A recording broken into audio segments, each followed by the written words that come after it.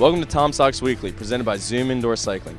Tom Sox Weekly is where we provide you with a behind-the-scenes look at your 2019 Charlottesville Tom Sox and what gets them rolling. Hi, I'm your host, Nick Grossman. We have a great show for you this week. But first, let's start with some highlights from this week of Charlottesville Tom Sox baseball.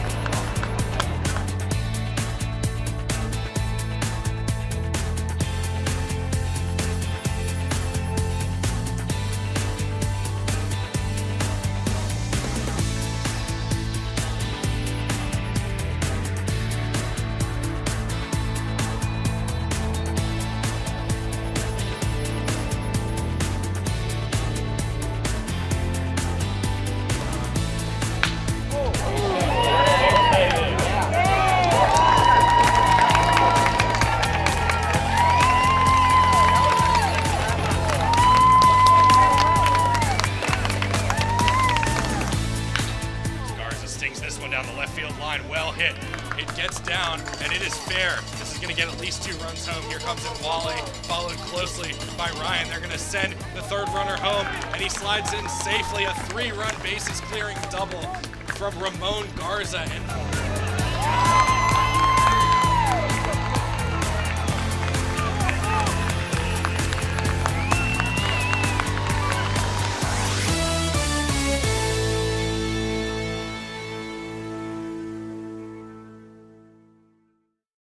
Welcome back to the show.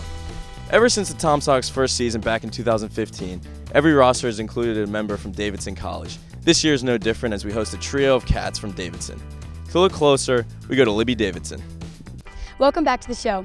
I'm Libby Davidson, and today we're talking about Tom Sox's connection with Davidson. Not this Davidson, but the college. Although, rumor has it, they only hired me because of my last name. The connection between Davidson College and the Tom Sox has been alive since the debut of the team, bringing in at least one player every summer.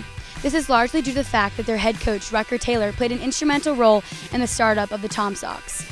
This partnership has been vital for the Tom Sox because the success of summer leagues is largely based off of creating relationships with colleges in order to create a sense of loyalty and consistency for the team.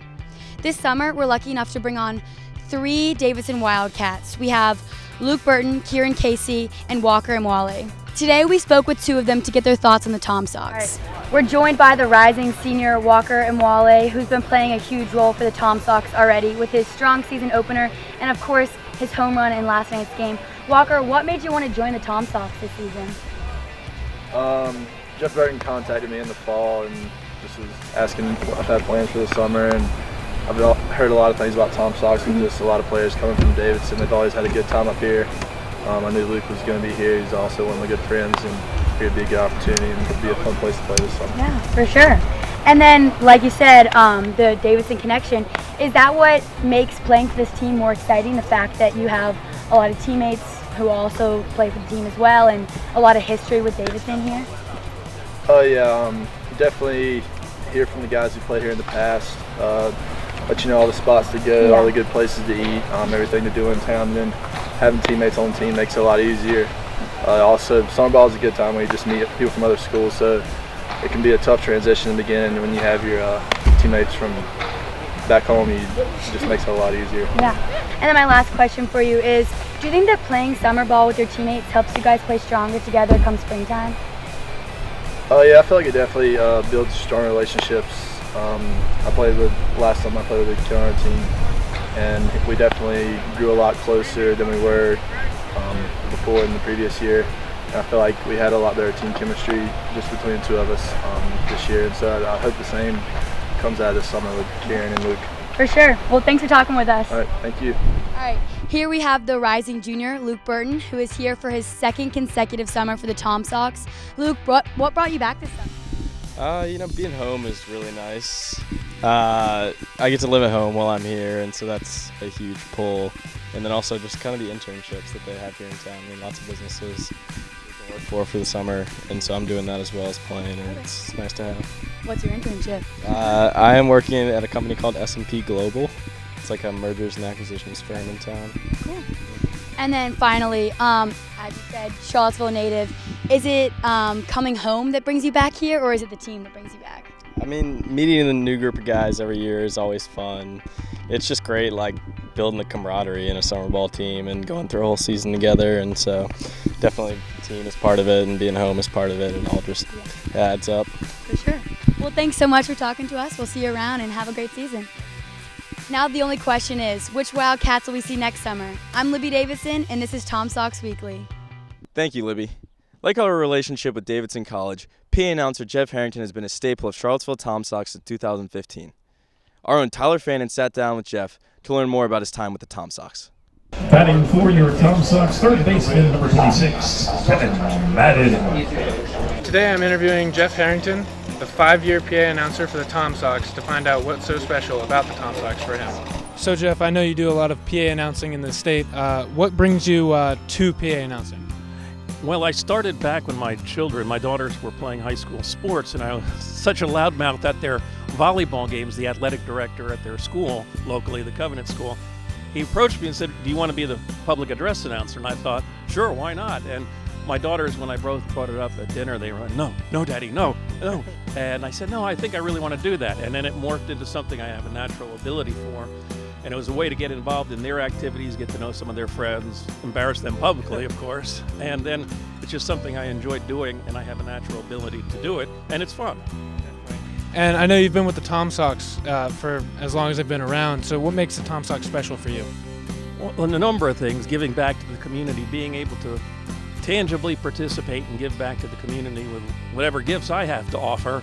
And then the people that you are associated with here, they're all a good group of people. There's nobody here that's irritable or unfriendly to get along with. Everyone is very easy to work with, and we all have the same motion, or the same,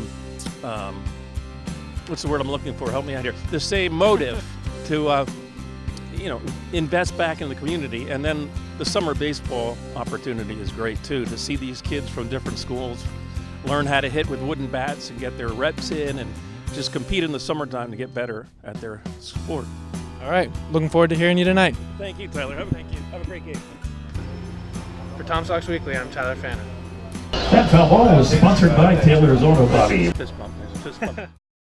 Coming up on Tom Sox Weekly, we recap our annual Battle of the Badges and put one of our hottest prospects on the hot seat. But first, let's recognize our sponsor, Zoom Indoor Cycling. Tom Sox Weekly is presented by Zoom Indoor Cycling.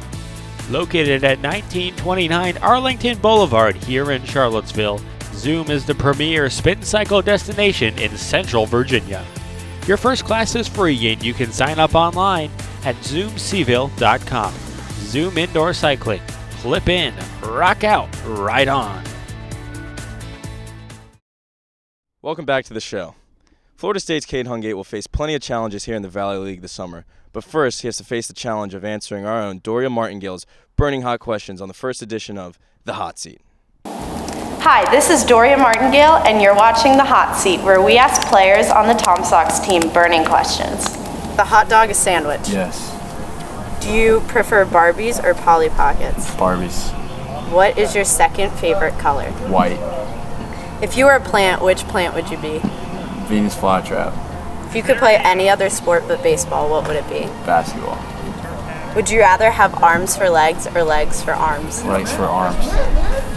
What is your favorite pickup line? Did it hurt when you fell from heaven? Do you prefer beaches or mountains? Mountains.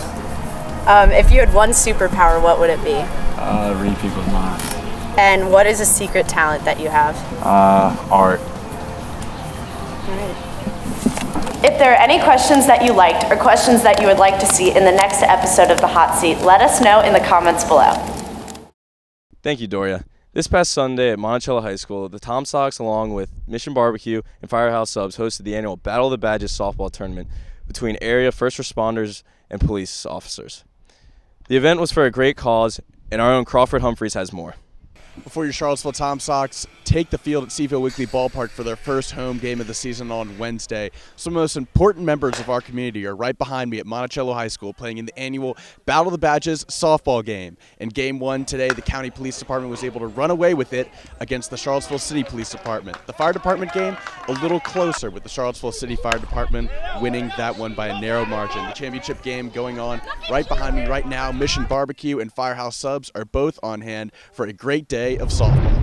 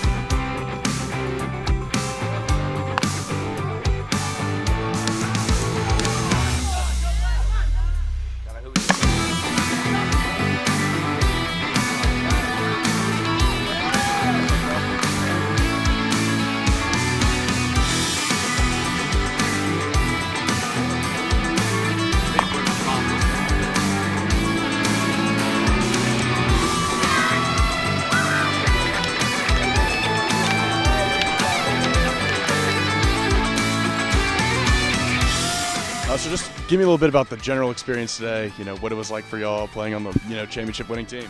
It was a lot of fun. Got to face the city police and city fire as well. Just a lot of camaraderie. We don't see the guys away from work a whole lot, so it's good to have a good time here out here in a fun atmosphere. It's great too. We have Mission Barbecue, Firehouse Subs out here, and the Tom Sox. I mean, it's outstanding all the way around. So we had a great time. What does this mean about bragging rights for y'all? Well, we've never lost, so it's kind of still a lot of fun though. Yeah, all the proceeds from the concession stand went to the police foundations, and I guess the Firehouse Foundation as well. So it's all for a good cause. Yeah, thank you very much for doing that too. That's awesome. At the end of the day here at Monticello, the Albemarle County Police Department was able to handily win the championship 17-4 over the Charlottesville City Fire Department. Regardless of who wins and who has the bragging rights, they're all on the same team at the end of the day. From Monticello High School, Crawford Humphreys, Tom Sox TV. Before we let you go, let's take a look at what's in store for your Tom Sox this week.